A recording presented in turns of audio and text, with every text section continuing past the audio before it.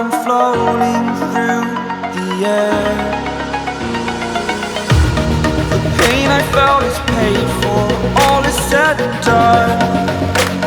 Oh,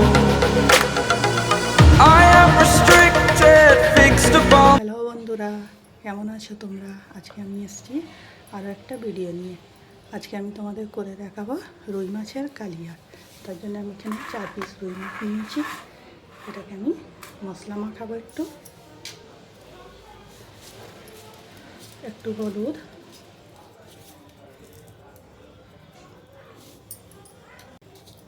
লঙ্কা,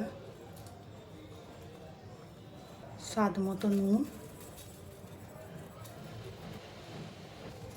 একটু আদা রসুন বাটা, একটু সাদা তেল। এটাকে ভালো করে মাখিয়ে আমি 5-10 মিনিট রেখে দেবো।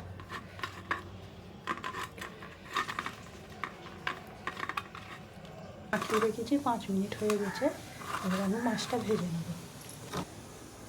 এখানে আমি একটা প্যান নিয়েছি, ওতে একটু আমি সাদা তেল দিয়ে দিচ্ছি। তেল গরম হয়ে গেছে, আমি মাছগুলো একটা একটা করে এর মধ্যে দিয়ে দেবো।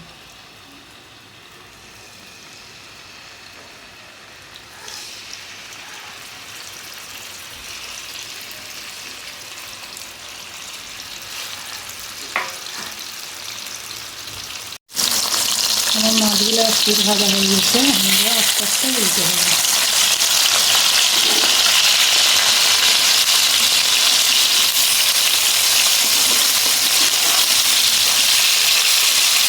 খুব কড়া করে ভাজবো না, হালকা করে মাছগুলো আমি ভাজবো। আমার মাছগুলো ভাজা হয়ে গেছে, আমি একটা তেলগুলোকে এখন মিশিয়ে নেব।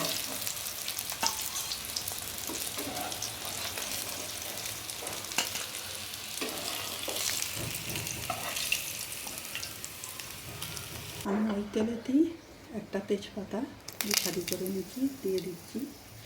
আর একটা মাছ কুচিয়ে রেখেছিলাম। আমি পেঁয়াজ 2 রকম ব্যবহার করবো। এখন আমি কুচিটা দিচ্ছি।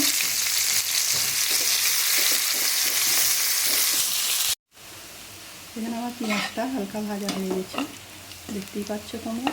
আমি এর মধ্যে দিয়ে দেবো একটা বাটা পেঁয়াজ।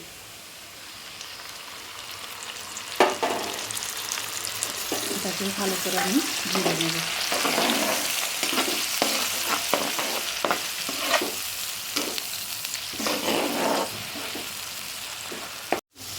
এখন আমার পেঁয়াজটা ভাজা হয়ে গেছে, দেখতেই পাচ্ছ পেঁয়াজটা থেকে তেল ছেড়ে দিয়েছে।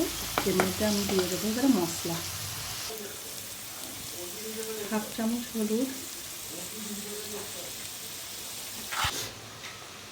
1 চামচ কাশ্মীরি লঙ্কা। লঙ্কাটা আমি একটু কালারের তারে বেশি দিচ্ছি। ধনে আর জিরে, 1/2 চামচ আদা রসুন। এবারে মশলাটাকে আমি ভালো করে কষিয়ে নেব। মশলাটা যখন কষাবে চুলোর আঁচটা লো থাকবে, নয় মশলাগুলো জ্বলে যাবে।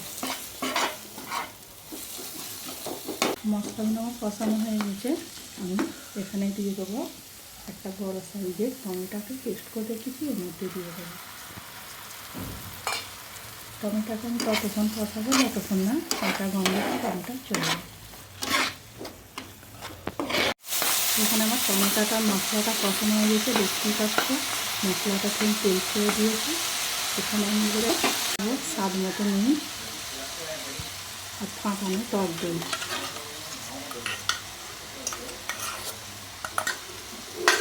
এটাকে আমি ভালো করে কষিয়ে নেব।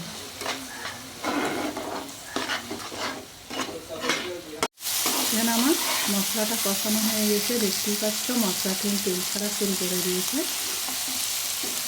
এবার আমি এর মধ্যে দিয়ে দেবো পানি, অল্প করে পানি দেবো।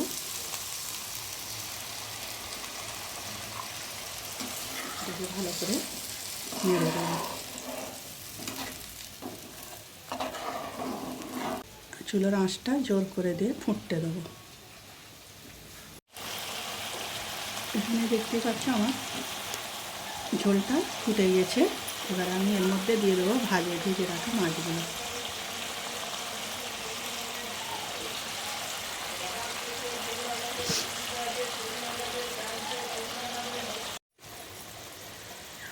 তো এখানে দেখতেই পাচ্ছ আমার ঝোলটা কতটা ঘন হয়ে গেছে, তেলটাও মশলা থেকে ছেড়ে দিয়েছে। এবারে এর মধ্যে আমি দিয়ে দেবো স্বাদ মতো চিনিটা দেওয়ার পরে এবার ভালো করে নাড়িয়ে নেবো। এর মধ্যে দিয়ে দেবো একটু গোলমরিচের গুঁড়ো আর কুচনো ধনে পাতা। এটাকে একটু ভালো করে আমি নেড়ে নেব।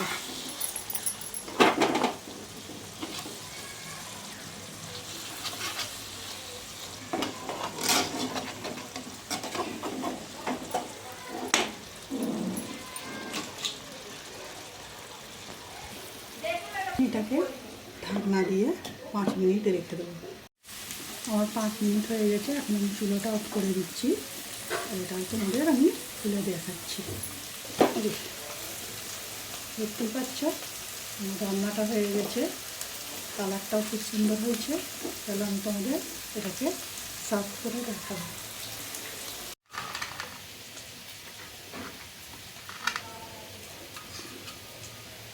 এই রান্নাটা গরম ভাতের সঙ্গে খুব ভালো লাগবে খেতে। তোমরা একবার ট্রাই করে দেখবে। আমার চ্যানেলটাকে সাবস্ক্রাইব করবে, লাইক দেবে, শেয়ার করবে, কমেন্ট করবে।